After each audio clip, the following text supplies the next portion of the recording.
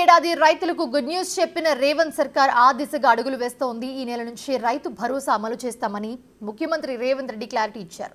పంట వేసినా వేయకున్నా సాగు యోగ్యమైన భూములన్నిటికీ కూడా రైతు భరోసా ఇస్తామని స్పష్టం చేశారు ఆయన.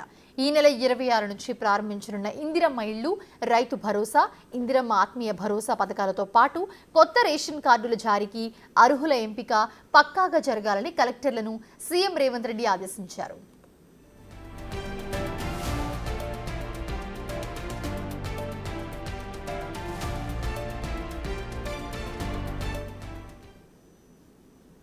ఈ నెల 11 నుంచి 15 లోగా ఈ పథకాల అమలుకు అవసరమైన గ్రౌండ్ వర్క్ పూర్తి చేయాలని చెప్పారు.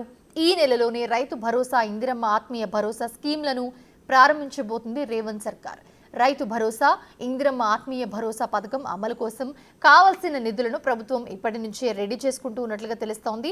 అయితే రాష్ట్రంలో భూమి లేని రైతు కూలీలు 11 లక్షల మంది ఉన్నట్లుగా ప్రభుత్వం తీసిన లెక్కలో తేలింది. వీరందరికీ ఈ నెల 26న ఇందిరమ్మ ఆత్మీయ భరోసా స్కీమ్ కింద ఈ సీజన్ కోసం ఆర్థిక సాయం అందించనున్నారు.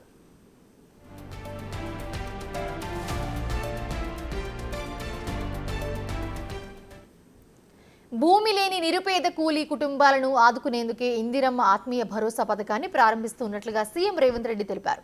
దీని కింద ఒక్కో కుటుంబానికి ఏడాదికి 12,000 అందిస్తామని చెప్పారు. భూమి లేని, ఏడాదిలో కనీసం 20 రోజులు ఉపాధి హామీ పనులు చేసిన కుటుంబాలకి ఈ పథకం వర్తిస్తుందని వెల్లడించారు. ఈ పథకానికి గైడ్ లైన్స్ ఫైనల్ చేయాలని సూచించారు.